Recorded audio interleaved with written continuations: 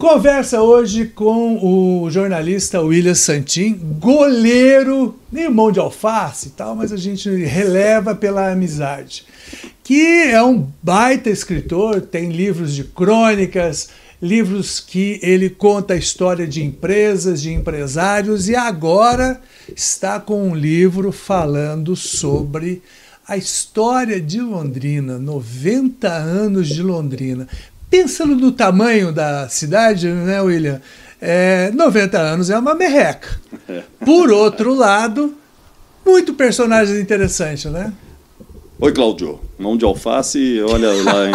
É inveja dele, pessoal, que ele nunca conseguiu fazer um gol em mim. Mas, bom, tudo bem.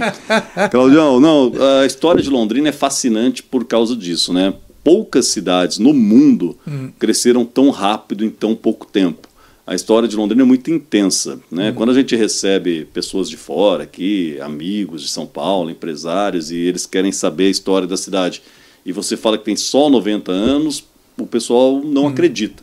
Então esse é o grande diferencial de Londrina, é muito intensa a história, muita coisa aconteceu em apenas 90 anos. Eu tive o privilégio de fazer uma viagem para a Itália uma vez, e quando me perguntavam de Londrina e tal, eu acabava mostrando um pouquinho de vídeos da cidade, né? Rapaz, é impressionante, cara. As pessoas ficam de queixo caído. Mas como assim 90 anos? Porque na Itália, por exemplo, cidade nova tem 500 anos, Exato. 1000 anos, 2000 anos, é uma loucura. E você explicar para as pessoas que a cidade que você mora nasceu e não tem um século, Exato. 90 anos, Sim. Quer dizer, e com esse tamanho, né, é uma coisa meio louca de explicar e das pessoas entenderem, né? Pois é, as pessoas saber que tem gente com mais idade que a cidade. A dona Nájila Hawley, né, que é a primeira que foi registrada em Londrina. Ela está aí, né? Então, assim, a primeira pessoa que foi registrada em um cartório na cidade está viva, está aqui na cidade. Você pode encontrar com ela e conversar, né? É muito interessante. E aí você puxou essa história da Nájila, tem uma história bacana nisso aí, que é o seguinte: a família morava em Cambé, né, ali do lado. Que era Londrina. E lá não tinha, eles não tinham cartórios. Eles ajudaram, a família e alguns amigos ajudaram a montar um cartório, trazer um cartório para cá, né? Para que ela pudesse ser a primeira. Exatamente, o pai dela contribuiu financeiramente para que o cartório ficasse pronto. E ela nasceu em setembro de 34. E o pai dela esperou até janeiro de 35, que foi quando o cartório ficou pronto, para registrá-la. E ficava lá na porta. O dia que abrir, para ele ser o primeiro e fazer o primeiro registro. E agora aquela coisa besta, né? Você é o dono da história, eu estou tentando botar história na sua história. É legal isso, que a história de Londrina ela é muito conhecida. Também, né? Por quem tem um pouco de curiosidade de estudar, porque felizmente ela é muito documentada, muito relatada, né? Sim. Nós temos o privilégio de ter o Zé Pedriali, o Whitson Schwartz, o Paulo Boni, toda a turma de historiadores da UEL, parar de citar nomes, que senão a gente esquece alguns, mas muita gente boa, o Domingos Pellegrini, que já escreveu sobre a história da cidade, né? Ou toda a história ou uma parte da história. Tem livro só sobre a história da Santa Casa, tem o livro da Teresa Godoy só sobre a história do evangélico, tem livro só sobre a história do rádio em Londrina, sobre a história dos hotéis de Londrina, e aí de várias empresas, sobre a Aviação Garcia, que tem 90 anos. Então, tem muita obra para a gente conhecer a história da cidade. Isso é muito legal. E como é que foi o trabalho seu de pesquisa? Quem que você ouviu? Quantas pessoas? Legal. É uma parceria também com a Rádio Paiquerê, né? Vocês fizeram durante o quê? 2 anos? Deu um pouco mais de 2 anos, 2 anos e meio. Né? Quando a gente estava ali no final de 2022, eu procurei o JB Faria, porque isso partiu de uma inquietação minha. Eu tenho lá em casa uma estante igual a essas suas aqui, com muitos livros e uma parte só com livros de Londrina. Um dia eu peguei lá um fim de semana para contar e contei 80 livros que de alguma forma falavam da história de Londrina. Então eu procurei o JB e falei: Jota, eu tenho esse acervo e, pô, isso fica lá na minha estante e seria legal a gente aproveitar a força da emissora para que mais pessoas conheçam, né, a história de Londrina. E aí ele topou imediatamente. Então nós começamos a fazer um programete de 5 minutos por dia na Rádio Paiquerê 91,7. No total foram 415 programetes. Nossa, 415. Deu bastante trabalho, a gente teve que estudar bastante aí. Aí o JB que teve essa ideia, falou: cara, agora vamos pegar esse conteúdo riquíssimo e transformar em livro. né? Então nós fizemos uma edição, passamos da linguagem do rádio para a linguagem do impresso, e toda essa pesquisa aí, eu calculo que deu umas 2.000 horas de pesquisa. De pesquisa. Aí fora a redação, né? Sim. Para trazer esses 90 anos de história, contados assim de um jeito fácil, num livro de braços abertos. Eu ouço muito, inclusive foi até curioso, um dia um colega me liga, me falou assim, eu ouvi o William Santin falando de você na Baiquerê, né? Eu falei, mas o que aquele cara tá falando de mim? E aí, daí eles me falaram, sobre aquela história de Londrina. Eu falei, mas o que eu tenho a ver com isso e tal? E depois eu conversei com você, né? E você comentou... te citei lá. Você comentou que você tinha lido uma matéria que eu tinha escrito para a Folha de Londrina. Isso. Sobre o Mercúrio, né? O Mercúrio lá do Acil, exatamente. Isso. Aquela estátua do Mercúrio que eu confesso para você que eu nem lembrava mais aquela matéria. Eu acho que a sua matéria é de 91. De 1991, a gente pesquisou bastante. E assim, todas as pesquisas, a gente sempre cita a fonte, né? Sim, sim. Isso é uma coisa que eu fiz em todos os programas, né? Então, fui lá, a gente estava fazendo uma série ali sobre a Acil, né? Em determinada época do programa, e aí fui pesquisar sobre aquele Mercúrio, né? Tal, e procurar em jornais.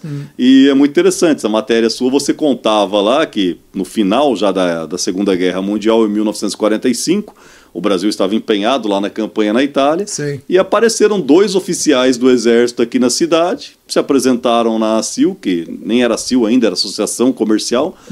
Viemos buscar a estátua. Mas por quê? Não, está sendo confiscada pelo governo, porque se derreter ela dá 2 balas de canhão. E a gente vai usar lá na guerra. Aí o Davi Dequeche, na época, muito sábio, articulou bem e fez os caras desistirem. Não, a nossa estátua aqui vocês não vão levar, não.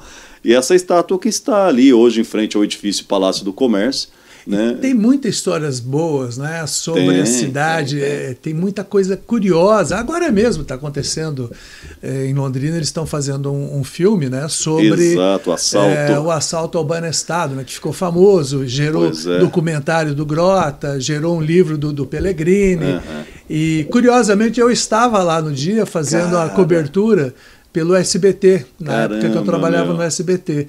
E ontem a gente estava conversando sobre isso, até falei com o filho de um dos principais personagens, né, o Bruno Biratã, de algumas cenas assim que ficaram meio marcadas e tal, e que acabou realmente virando aquele carimbo na memória, né? Você lembra daquilo, começa a pensar.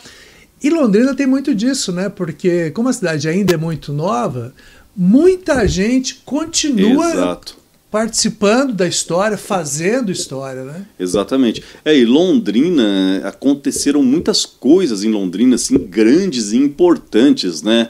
Pela pujança da cidade, né? O auge econômico de Londrina foi na década de 1950. Né? O pessoal chega em 1929, começa ali a colonização, em 1934 já vira município, aí o pessoal começa a plantar café, esses cafeeiros vão produzir para valer na década de 40 e vai vendendo mais terra, mais terra, mais terra, e aí começa a abrir cidades a noroeste, gente daqui começa a ganhar dinheiro com terra lá, então entra dinheiro da terra e do café, muito dinheiro de uma vez, né? Sim. Então em 1953, a pista do aeroporto não era nem asfaltada ainda, já era o aeroporto na Zona Leste. E o nosso aeroporto já era o 4º mais movimentado do país, cara, que loucura. Em 1958 é o 3º, só perde para São Paulo e Rio de Janeiro, né? Que coisa louca. Então, muitas loucuras aconteceram em Londrina, assim, nessa intensidade. E houve um momento da cidade que vinha gente o tempo todo chegando. Sim. E a gente sempre fica pensando, né?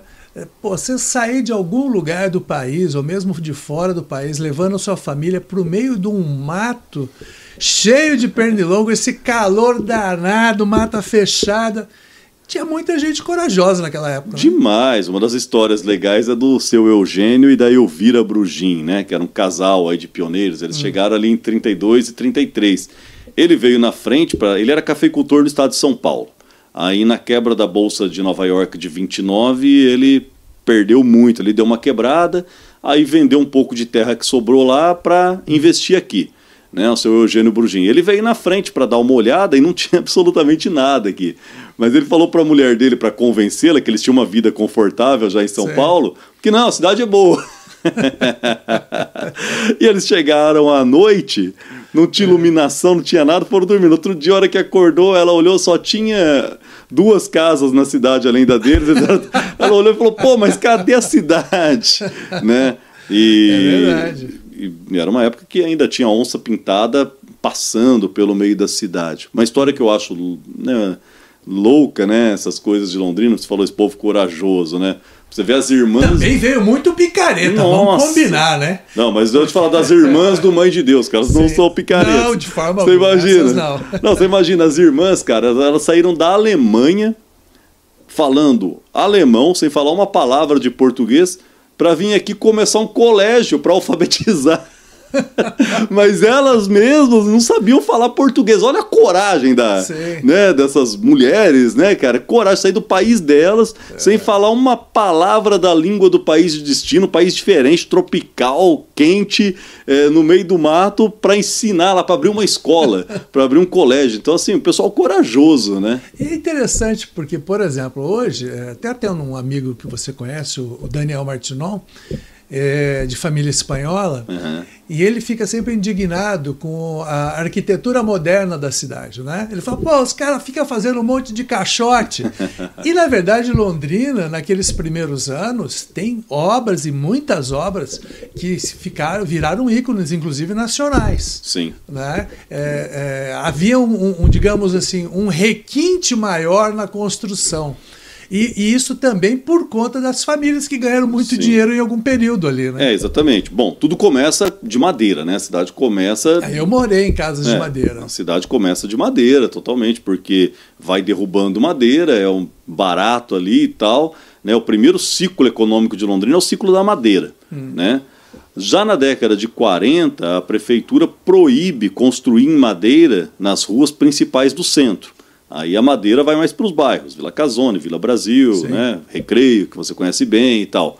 Aliás, só para deixar claro, nós que morávamos na Vila Recreio, éramos inimigos do povo da Vila Nova, que já tinha asfalto e a gente amassava barro. Pois chegou mais tarde, né? Mas isso aí já estamos falando dos anos 70, né? 60, 70. Isso. Mas lá antes, aí nos anos 50, logo no comecinho dos anos 50, a prefeitura proíbe construir em madeira em todo o centro. Né? Houve uma, houve uma proibição, exatamente. Houve 2 proibições. A primeira da década de 40, que só pegava algumas ruas principais, e depois, logo no começo da década de 50, que daí pegava toda a área central, em Higienópolis, ali inclusive, passou por ser proibido construir em madeira. Nossa. Justamente porque queria dar essa modernidade. Aí que vem, por exemplo, a cerâmica Mortari, começa a vender tijolo pra caramba, telha, né? Aí o pessoal tem que construir em alvenaria. E coincide com essa época que eu te falei, que o pessoal estava mais endinheirado, né? Vamos pegar o exemplo do seu Celso Garcia Cid. Chegou pobre em 32, sem nada, sem dinheiro no bolso, com a experiência de ser garçom em São Paulo, sabia dirigir caminhão, deu essa sorte. Por saber dirigir caminhão, a Companhia de Terras coloca ele de sócio do Matias Rain, né, para pilotar jardineirinha. Então, o cara pobre, aí eles pegam a sociedade ali, depois ele arruma outro sócio, o Zé Garcia Vilar, aí começa a ganhar dinheiro, pá, ele consegue construir o maior palacete da cidade. Em pouco tempo ele ganhou dinheiro suficiente para sair de um cara pobre, um imigrante espanhol pobre, para o cara mais abastado, o cara mais rico da cidade, né? E aí esse pessoal tinha esse dinheiro para investir realmente. A gente tem o palacete do Celso Garcia, aí Londrina também fica moderna, o pessoal da Autolon, que o Celso Garcia Cid era um dos sócios, traz o Vila Nova Artigas para fazer o Ouro Verde e o Autolon, né? Aí já contratam ele também para nova rodoviária, para Casa da Criança, ele faz uma casa para o prefeito Milton Menezes. Londrina vai ficando aristocrática, né? O nosso museu, que é a ferrovia, né? Pessoal antiga, né? Que inaugura em 1950, com uma arquitetura muito interessante também, que até hoje tem polêmica do que é aquela arquitetura ali, mas aí é outra história. Então, realmente, Londrina teve essa época bonita. Pelo telhado, aquela coisa louca, né? Pelo jeito do telhado, quem fez achou que tinha neve aqui, né? Porque normalmente é uma característica de... o pessoal fala que é uma arquitetura normanda, né? Isso. E muita gente diz que ela... A neve escorrer, né? E fica mais fácil de retirar. Exatamente. Muita gente diz que ela foi inspirada numa estação ferroviária de Londres. Mas o Euro Brandão, que provavelmente foi o arquiteto ali, que ele nunca deixou claro se foi ou não foi, ele teria se inspirado numa casa lá de Curitiba, do bairro Batel, que Sim, é realmente, entendi. que ele era curitibano, e que é realmente muito parecida com o museu ali. Então a inspiração provavelmente veio de lá. Olha que doido. E você também ouviu muitas histórias nos arquivos do próprio museu, Exato. né? Áudios originais. Eu até gosto de falar sobre isso, porque quando Londrina fez, se não me falha a memória, 70 anos, eu fiz um documentário para o SBT. Legal. Né? Um documentário bem grande, uns cerca de 20 minutos, e eu conversei com muitos pioneiros, né? A família Lixa, me lembro muito. Sim. E principalmente a gente conversou com gente que não era exatamente aqueles famosos da época, Exato. né? E com pessoas mais comuns. E eles contavam histórias maravilhosas do dia a dia, sim, né? Daquela Londrina. O que você ouviu bacana, assim, que dá para relatar? As melhores histórias até estão com essas pessoas, né? Os Lixa, por exemplo, foram pioneiríssimos, né? Eles chegaram aqui muito no começo da cidade, eram tropeiros, então eles andavam, sim, aí pelos matos. Aliás, um agradecimento para o Museu Histórico, né? O museu, eles começaram já lá na década de 70, com o professor Olímpio Westphalen, a entrevistar esses pioneiros. Que né? massa. Então, assim, a gente tem os áudios lá no museu, que você imagina o equipamento de gravação da década de 70. Sim, sim. Né? E a mídia também que ficou tal. Então, assim, ele não é um áudio perfeito, mas dá para a gente ouvir e entender. Né? E isso, felizmente, o museu guardou. Então, tem muito pioneiro lá, muita gente legal. Uma das coisas que eu não sabia e que eu ouvi lá nesses áudios do museu foi a história da Vila Casone, por exemplo, que eu achei muito interessante. Né? A Vila Casone é o seu Domingos e o seu Jorge Casone, pai e filho. Né? Eles compraram 9 alqueires e meio. O Domingos comprou 2 alqueires e meio e o Jorge, o pai, comprou 7. Só o Domingos veio, ele e a esposa. Veio na frente, a ideia dele é, 2 alqueires, é legal, é bastante terra, eu vou fazer uma chácara lá, sim, vou plantar fruta, vou criar galinha, né? E vou viver do que a minha chácara produzir. Mas não é tão fácil assim, né? Não. Demora, a fruta demora para produzir, sim, a galinha é complicado e tal. Aí ele foi trabalhar de carroceiro na estação ferroviária, né, para fazer algum dinheiro. Então ele pegava lá, esperava o cliente chegar na estação ferroviária, chegava o trem com um monte de gente, o pessoal tinha que ir para os lugares, colocava a mala em cima, às vezes a mudança e tal.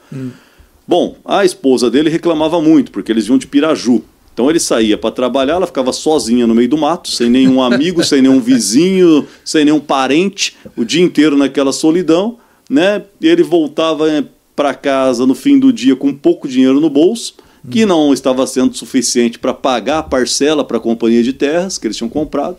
Então ele resolveu devolver o lote para a companhia de terras e voltar para Piraju. Sim. Quando ele chegou no escritório da companhia de terras para devolver, o Willie Davids era o gerente da companhia de terras e o prefeito da cidade ao mesmo tempo. Sim. Né? Ele cuidava, sim, das duas coisas. Beleza. Ele chegou para devolver e falou, doutor Willie, não estou conseguindo pagar, tá difícil, quero devolver o lote, veio o que a gente faz e eu estou voltando. O Willie Davids falou para ele, não, Domingos, aqui quem vem não volta, cara. Você vai ficar. Mas como vou ficar? Não, você vai ficar. Você vai ficar e você vai lotear. Você vai fazer lá um bairro. Aí já chamou o Alexandre Razgulaev, que era o russo, o agrimensor que projetou a cidade. Olha que massa. Falou, Razgulaev, ajuda o Casone aí. O Razgulaev vai te fazer a planta, o projeto. Sim. E tal. Eles ajudaram o Casone. Com isso ele conseguiu lotear, o Domingos Casone, nasceu a Vila Casone disso. E ele passou a ser concorrente da Companhia de Terras. Porque um lote da Companhia de Terras custava R$500 mil no centro, né? Que só tinha o centro da cidade. E ele passou a vender na Vila Casone por 375. Olha. Mais barato. Então ele virou um concorrente que vendia mais barato, mas os caras fizeram isso para não deixar ele embora.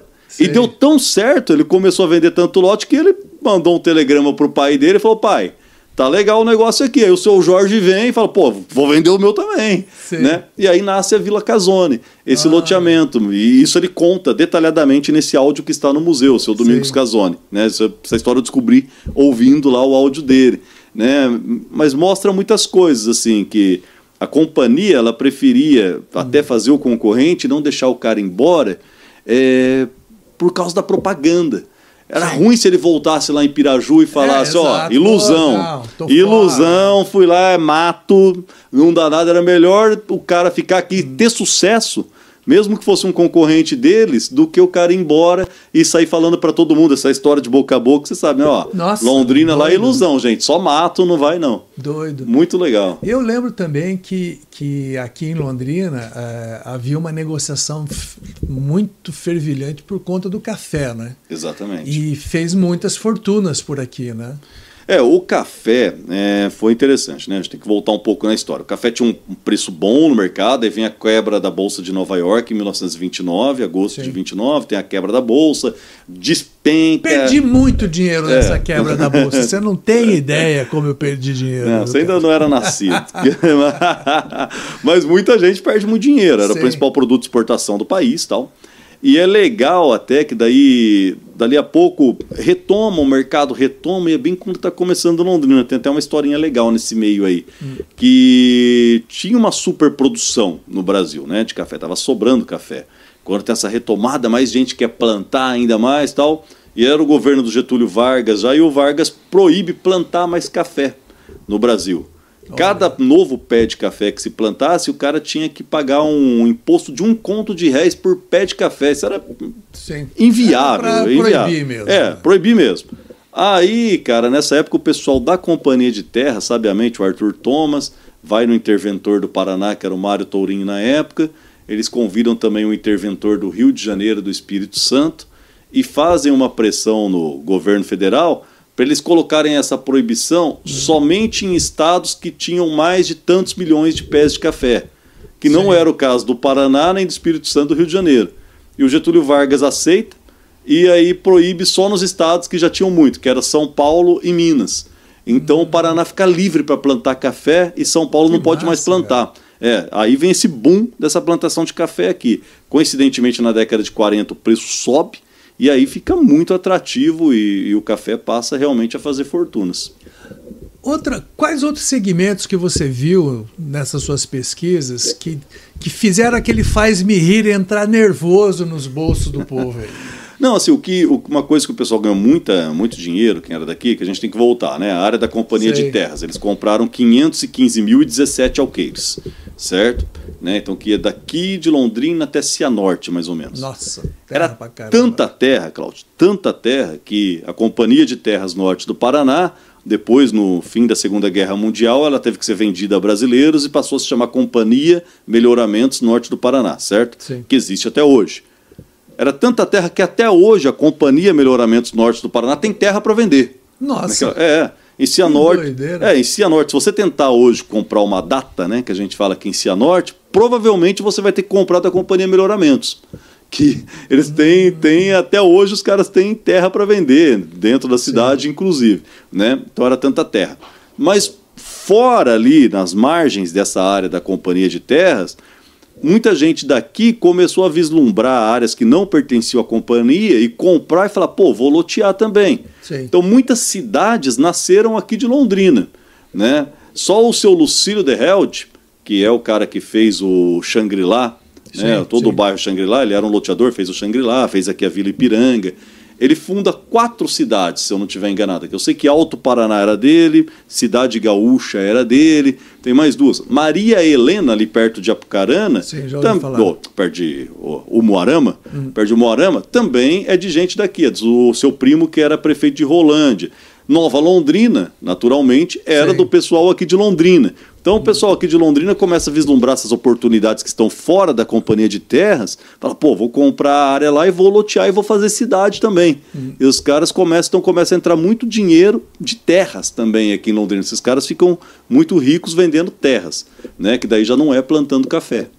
Você chegou a explorar alguma história dos antigos picaretas que vieram para cá? Porque é aquela coisa, lugar novo, vem gente de todo jeito, para todo lado, e aí você, obviamente, vai atrair também os famosos 171 estelionatários. Sim, tinha muito malandro. Tinha muito malandro. Eu lembro até um cara que era aqui de Londrina, virou um cantor sertanejo, agora hoje milionário, mas ele já está aí batendo os 80 anos, que ele contava que quando ele não conseguia vender muito lote aqui em Londrina, ele vendia em Roraima, Rondônia, etc. Mas conhecia os lotes. Não, mas os caras nunca iam lá olhar, então ficava por isso mesmo. E a gente, em Londrina, a gente tem muito dessas histórias, né, desses tipos de golpezinho que até hoje tem, mas era um momento diferente da cidade, né? Sim, tanto é que na década de 40 a gente já tem cadeia, né? Um problema sério que tinha em Londrina no começo da cidade era isso, essa malandragem, a prostituição, né? A prostituição era muito forte. Aí você tem lá o Capitão Pimpão, né? Que é o cara que vem para disciplinar a cidade. Que aí tem a famosa história, né? O Capitão Pimpão pegava esses malandros, dava laxante, jogava no Tibagi e fazia o cara atravessar o Tibagi, né? Isso foi uma coisa que eu pesquisei muito. Eu quero saber, isso, quero saber se isso aconteceu ou não aconteceu, né? Então, qual a conclusão que eu cheguei depois de ouvir várias fontes, né? A gente tem uma fonte, que é o livro do Marinósio Trigueiros, né, dos porões da delegacia de polícia, onde ele entrevistou lá um cidadão que ele identificou como Ditinho, que teria sido vítima do Capitão Pimpão, né? Então o Ditinho afirmou que realmente ele passava nos bares aí e tal, ele pedia para olhar a mão do sujeito. Se tinha calo, era trabalhador. Se não tinha calo, ele punha na carroceria do caminhão e levava para a delegacia. Era vagabundo, né? Então o Ditinho afirma, literalmente, que chegava assim lá na beira... Eu, nessa época, ia estar roubado. Né? Exatamente. Não tem calo. Também minha mão tá meio lisa aqui. Que daí chegava, né? O Ditinho afirmou que ele foi vítima, porque ele realmente dava um laxante, jogava o cara no Tibagi e começava a disparar bala e falava atravessa, né? E se o cara morresse era problema dele.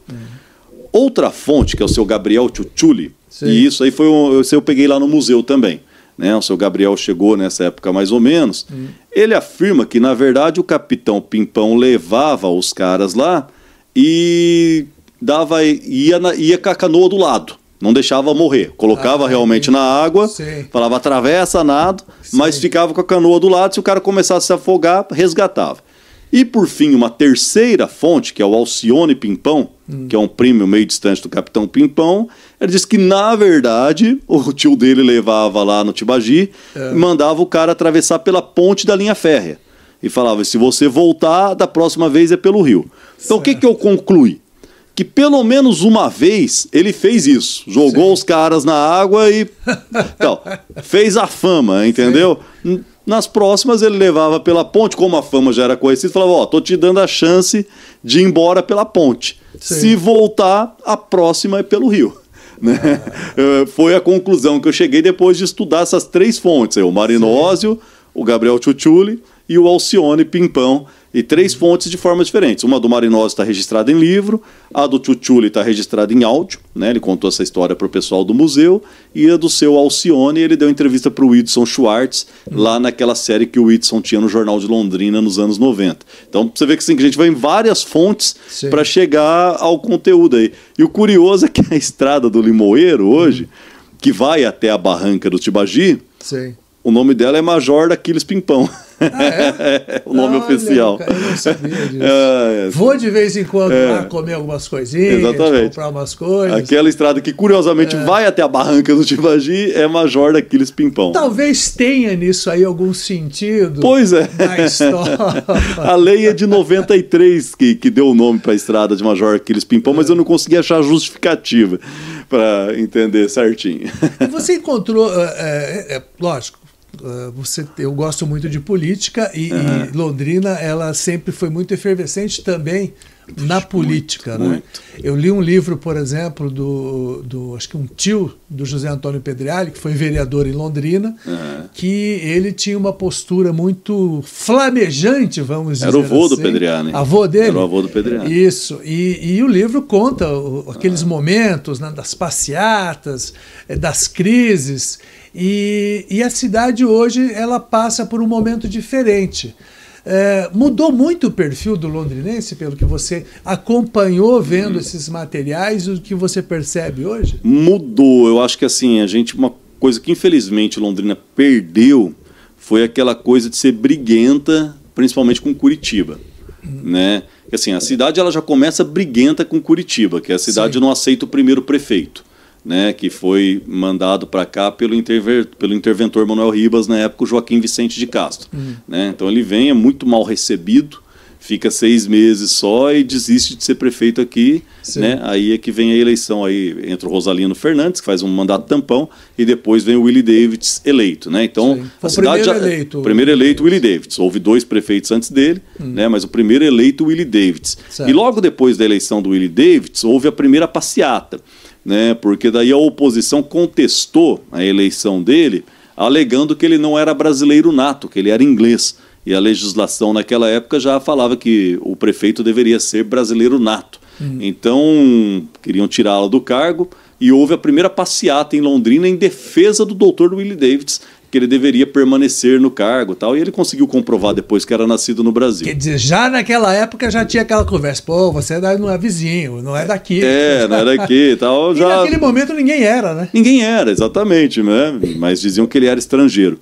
Em 48, teve um negócio muito interessante, que é logo depois que sai o Vargas, aí o general Dutra, que é um presidente eleito depois do Vargas, vem visitar Londrina, né?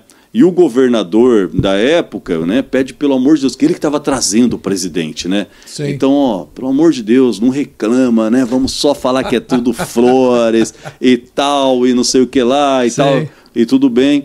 Mas aí o Hugo Cabral, no discurso dele, lotado da multidão em frente à prefeitura, ele apresenta o detalhamento da arrecadação de impostos do município para o presidente da República.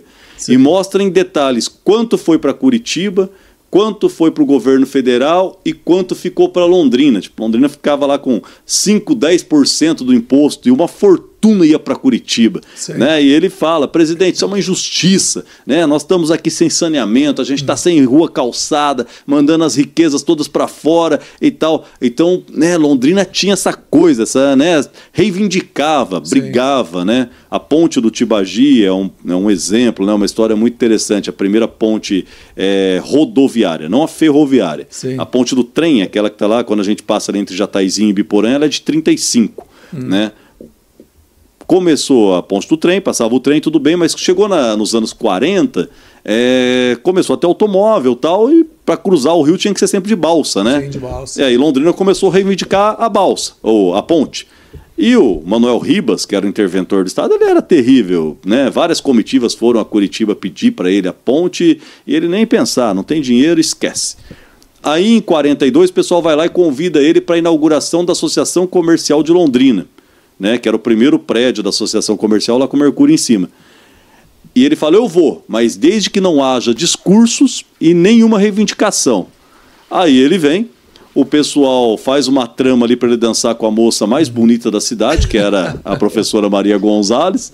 Ele dança com ela, fica todo feliz e após o pessoal fala, então, e agora? E a ponte? Né? Aí ele fica bravo, vai embora. Ele estava hospedado na casa do Arthur Thomas, vai embora da festa, sai batendo a porta e vai embora.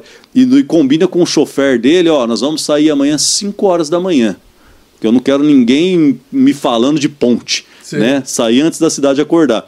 Mas quando ele chega para atravessar a balsa para ir embora, que não tinha rodovia do Café, tinha que ir embora pela estrada do Cerne, a balsa está quebrada.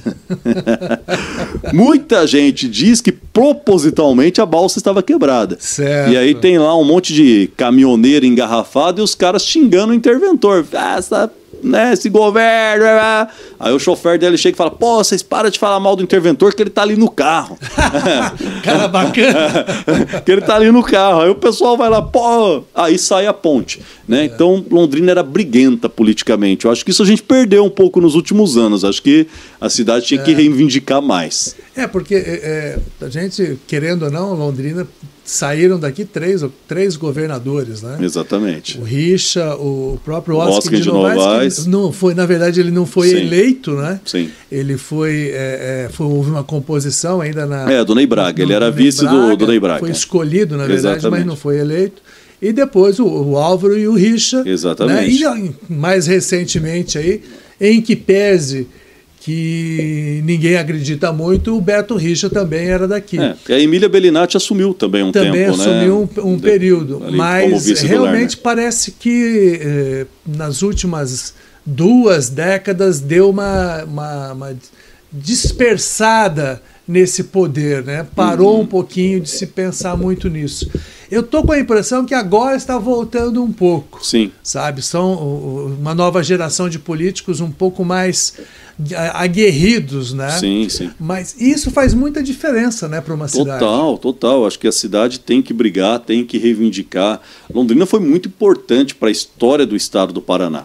Né? Não só Londrina, como todo o norte do Paraná. Né? Eu sempre falo, lá no começo da colonização, o que tinha? Tinha de Ponta Grossa para baixo, né? Se a gente voltar em 1930.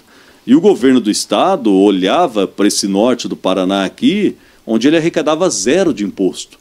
Né? Sabia que tinha uma terra fértil, uma terra vermelha, fértil e tal, e sem R$1 de arrecadação. Aí, de repente, fazem essa composição com a Companhia de Terras Norte do Paraná. Só a Companhia de Terras Norte do Paraná, ela fundou 63 cidades e patrimônios.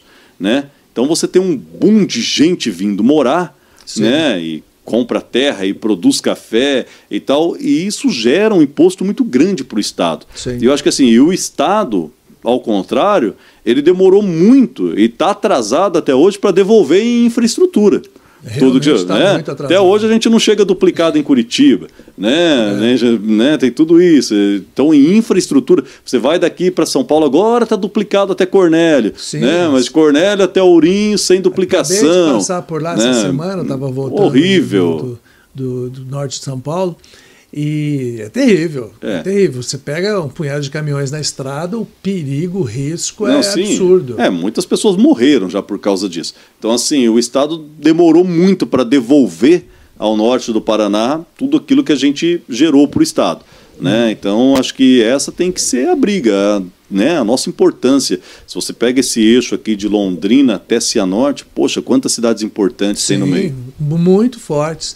E culturalmente, havia um movimento no começo de Londrina, porque hoje, por exemplo, Londrina ela realmente ainda é muita referência em teatro, agora está virando referência em cinema. Nós tivemos aqui um filme maravilhoso produzido aqui sobre a história dos japoneses que vieram para cá, né? E agora virou também um polo de cinema. Sim. Mas temos ainda aí muito teatro, muita música. Já era assim no começo? Como é que você percebeu a primeira coisa de cultura que começa em Londrina, em 1934, é o cinema, né? Aí as exibições cinematográficas, né? Já no meio ali de 1934, junho de 1934, o Caminhoto, que era um cara que tinha uma máquina de arroz, né? Um italiano, ele transforma a máquina de arroz dele em um cinema. Olha né? Só. E ali ele começa a rede Caminhoto de cinemas e tal, e ficou muito rico, que ele fez vários cinemas importantes aqui, ele faz fora. Tinha cinema na Vila Nova. Sim, Cine Espacial. Cine Espacial, isso aí. E tinha cinema na Vila Casone, que era dele. Vamos registrar aqui que eu assisti o Planeta dos Macacos no Cine Espacial da Vila Nova. Imagina, cara. Sensacional, né? Sensacional. Então o Caminhoto, ele monta uma rede de cinemas. Né? Depois aparece o Ouro Verde, que é concorrente dele e tal, né? E até prédios, né? A gente tem o edifício Caminhoto hoje ali na Praça Gabriel Martins, que é um prédio que ele fez com o dinheiro das exibições cinematográficas, né? Então o primeiro grande, né, polo cultural de Londrina é este cinema. O Cine Teatro Ouro Verde, que era, na verdade era só cine na época, né? Foi inaugurado em dezembro de 1952, 24 de dezembro de 52. Então a cidade, o cinema era o que tinha de mais importante naquele começo para as pessoas se divertirem. Sim. E havia muitos bailes, muito carnaval. Sim. Aí tinha o carnaval de rua, tinha os dois clubes, o Quadrado e o Redondo, né? O pessoal se divertia muito na rua. A primeira grande diversão de Londrina, se a gente for falar assim, o centro social da cidade, era a Casa 7, né? Sim. Casa 7 é onde hoje está o Hotel Bourbon. Então isso a gente está falando lá de primórdios, tá? 33, 34. O que era a Casa 7? Era uma casa que abrigava os 4 funcionários solteiros da Companhia de Terras Norte do Paraná. Certo. Né? Ela era a Casa 7 porque ela já funcionava na construção da ferrovia e eles transportaram ela para cá inteirinha. Era uma casa grande de madeira, né? E ali moravam o Luiz Estrela, o Jorge Craig Smith, o Eugênio Laerinoff e o Bernardino Schneider. Então eram 4 caras bonitões, com salários razoáveis, solteiros. E dá-lhe festa. E dá-lhe festa, né? Lá eles faziam muita festa, fazia baile, tinha capacidade de fazer baile na casa, né? Londrina foi também, por um bom tempo, conhecido por um ponto turístico que tinha na cidade que chamava Vila Matos. Isso. O que era a diversão na Vila Matos? Sabe que eu falei em um programa de TV esses dias sobre a Vila Matos, me mandaram mensagem, o pessoal ficou bravo, tem gente que não gosta muito que fala. Mas era um grande puteiro, ué. Pois é, mas a Vila Matos é interessante, né? Porque assim, a Vila Matos, na verdade, não a Vila Matos, mas a prostituição, ela começou na rua Rio Grande do Sul. A rua Rio Grande do Sul era dor de cabeça da polícia nos anos 40. A rua Rio Grande do Sul, que eu estou dizendo, é onde hoje está a Rua Brasil. Ali o Torres Brasil, o mercado ali, o Mufato. Sim. Ali chamava-se Rua Rio Grande do Sul, porque se você for ver hoje da leste-oeste para baixo, ela é Rua Rio Grande do Sul, onde está o Condor. Era tudo Rua Rio Grande do Sul, não tinha Rua Brasil. Não existia Rua Brasil, era Rua Rio Grande do Sul. E ali começaram a se aglomerar, né, o meretrício da cidade. Era a última rua, né, ali para baixo. Então ali se aglomerou o meretrício, a polícia ia lá, tirava, voltava e tal. Aí até que um delegado chamado Bukowski dá um ultimato e leva todo mundo para Vila Matos, que é onde hoje está a rodoviária, que é longe, acaba com o meretrício na rua Rio Grande do Sul. Aí que os moradores que sobram na rua vão lá na prefeitura e pedem, fala, pô, muda o nome da rua. Porque falar que mora na rua Rio Grande do Sul, o pessoal já acha que eu sou ligado. Festa. Aí que muda para Rua Brasil, cara. Olha que interessante. Então a Rua Brasil é por causa da prostituição. Os moradores que ficaram depois que foi lá para Vila Matos pediram para a prefeitura trocar o nome da rua. E aí passa a se chamar Rua Brasil. Mas aí concentra lá na Rua Matos um bairro inteiro, na Vila Matos, aliás, um bairro inteiro somente de prostituição, que onde havia dinheiro, havia prostituição. Algumas casas mais chiques, mais ricas, hoje outras mais pobres, né? A gente glamouriza muito isso, mas geralmente a prostituta mesmo fica com nada do dinheiro, só é explorada, né? E havia uma convenção social, né, Cláudio, que era interessante, né? Que elas não podiam subir para o centro da cidade se não estivessem em charretes, né? Elas não podiam andar a pé pela cidade. Tinha essa convenção social, aí era uma exigência da sociedade. Que motivo? Porque elas andavam e a dona de casa achava que o marido dela ia ficar olhando. Certo. Se ela estava na charrete, a charrete era fechada, né? Então a mulher, imagina, né? A prostituta passando pela cidade, o marido, né, dava aquela olhada, então as mulheres da cidade não queriam que... Como se os maridos delas não fossem lá, né? O problema era a charrete. E é interessante isso, porque daí elas tinham que vir de charrete, era uma convenção social, elas só podiam subir de charrete. Quando aparecem os biribas, que são os Morris, na cidade, que era um carrinho que hoje seria um Ford Ka, né? Apareceu em Londrina, que os táxis de Londrina eram Cadillacs, né? Aí aparece o Morris, que era baratinho e tal. Aí elas começam, as prostitutas, elas financiam os charreteiros para eles comprarem Morris, que daí elas podiam andar de carro, elas dão dinheiro. Pô, que massa, elas chamam o charreteiro dela de confiança, ela fala, pô, você não quer trocar sua charrete por um biriba? Até biribas teve esse apelido, o carrinho, porque biriba é uma égua mansa, boa de lida, né? Então o carrinho teve o apelido de biriba, os Morris. Aí elas dão a grana para os caras dispensar a charrete, comprar biriba e elas poderem subir, né, para o centro da cidade em vez de charrete motorizadas. Olha que coisa. Olha, eu já tinha ouvido falar da biriba, mas eu não sabia dessa regrinha para poder circular pela cidade. Não, tinha essa regra. Por isso que vendeu biriba pra caramba. Londrina foi a principal revendedora de Morris do Brasil em 1953, as 54. Pessoas falam muito, mas, por exemplo, Londrina também teve uma montadora, né, de veículos. Que daí é Transparaná, né, com os jipes que eles montavam o Jeep aqui, o Herr Prochet, né, um visionário também, trazia já em caixas ali e terminava de montar aqui, e aí vendia Jeep barbaridade. Aí a gente volta àquilo que a gente falou, das terras que estavam começando a ser abertas, né, para a região de Maringá, Pucarana, Arapongas. Você só chegava de Jeep, não tinha outro jeito de chegar. E é curioso, porque se você anda pelo norte pioneiro aqui do Paraná, muitas cidades pararam no tempo. Um exemplo clássico é aqui Jataizinho. Sim. Né? A própria, como é que é o nome daquela? Tibagi, por exemplo, que é uma cidade que tem... Histórica também. E Londrina deu um boom. Tem alguma, vamos dizer, algum motivo que aconteceu? O que foi de diferente que Londrina teve essa explosão?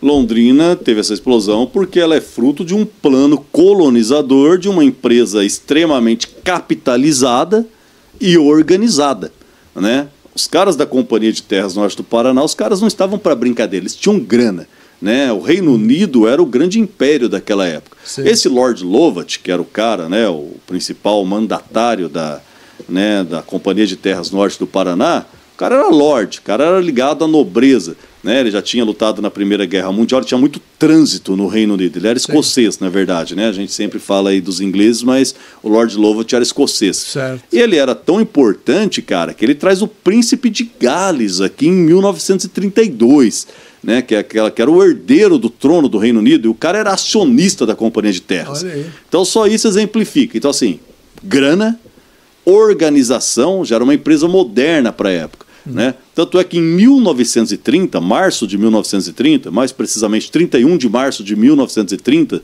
se você for ao acervo do Estadão e pegar o jornal desse dia, tem lá um baita anúncio de Londrina, já da Companhia de Terras Norte do Paraná. Então os caras faziam propaganda, sim, não só no Brasil, mas como fora do Brasil, em diversos países da Europa, com panfletos impressos na língua de cada país, né?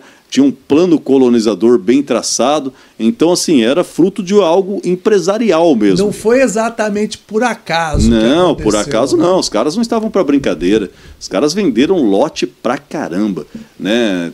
Em setembro de 1934, eles já tinham vendido 1.764 lotes, algo assim, que é lote pra caramba. Né, rapidinho começaram a vender muito lote, né, e então eles eram organizados, por isso que Londrina explodiu, né, se a gente pega, tinha uma organização relacionada à ferrovia, né, de você colocar uma cidade a cada 15 quilômetros da outra, que era a autonomia da Maria Fumaça.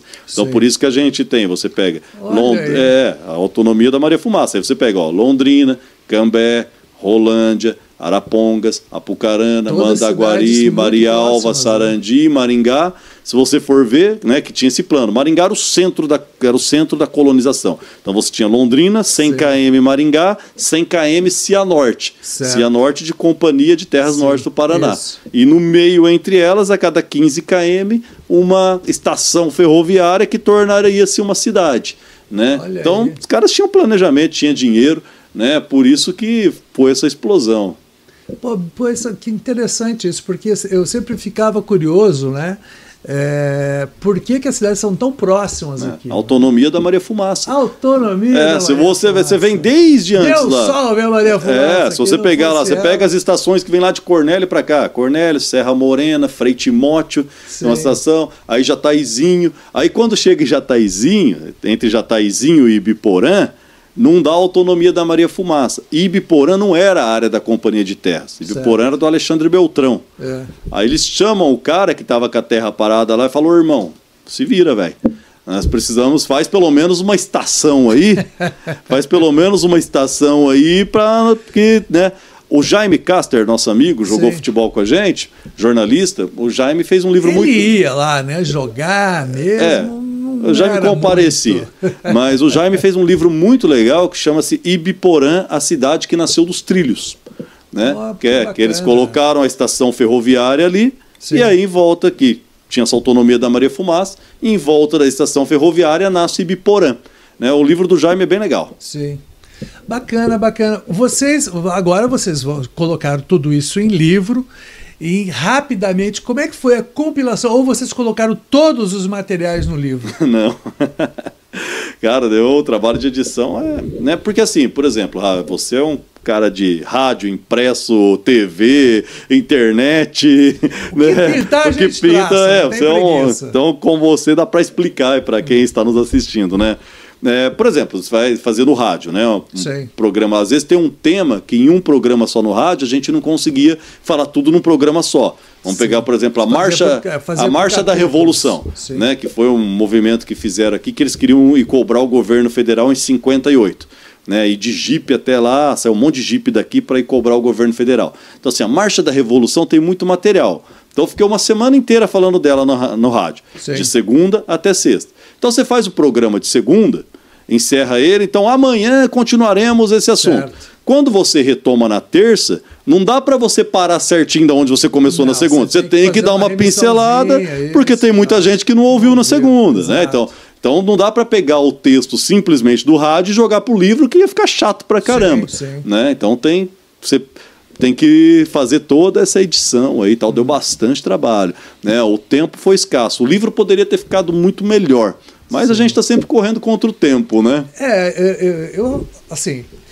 Eu acho sempre o seguinte, que tem aquele momento que você tem que abandonar. Não, um livro nunca está pronto. Tem uma hora que você tem que chegar e entregar para a gráfica e falar, tá aqui, imprime aí. É igual texto. Porque senão você vai ficar a vida inteira mexendo nele. Você pega um texto, você faz o texto, daí a pouco você fala, pô, não, mas podia fazer mais alguma coisinha. E depois de novo, se você não abandona o coitado, sim, você passa o resto da vida refazendo a mesma coisa. Não, a gente tem histórias famosíssimas de escritores que ficaram 20 anos mexendo num livro e depois jogaram fora. Exatamente. William, eu queria te agradecer demais a participação aqui obrigado. No nosso bate-papo, eu gosto de chamar isso de colher de chá, porque a gente traz amigos, sim, conversa, dá risada e também aprende muito, né? Eu, por exemplo, nasci em Londrina, você, que eu saiba, também, né? Mas por mais que a gente conheça muito da cidade, tem muita coisa que aconteceu que a gente não participou, não viu, e as pessoas acabam esquecendo, né? E esse resgate é maravilhoso. Não, conversar sobre Londrina é sempre uma delícia, cara. É sempre muito bom. Obrigado. Parabéns para você, para o JB, para o pessoal da Paiquerê que tiveram essa sacada de fazer esse trabalho. Eu realmente acompanhei muito, eu ouço, a audiência muito boa, e eu acompanhei muito essas pérolas que vocês colocavam, e eu ficava, pô, essa coisa eu já ouvi, aquilo ali também, pô, isso aqui é novidade para mim e tal, mas foi muito bacana, meu. Parabéns bom. E que faça muito sucesso o livro. Valeu, Claudião, obrigado, sou seu fã, sucesso. Ele fez um migué agora aqui para fazer, né, aquele tipo, faz-me rir um pouquinho, né, mas olha, se você gosta do canal, compartilhe, inscreva-se, mande para os amigos. Eu sempre falo, tem que mandar para os inimigos, que se você não gosta, o que acontece? Você pode sacanear o seu amigo. Deixa o cara com raiva. Exatamente, deixa o cara com raiva, manda lá, compartilhe. Até a próxima.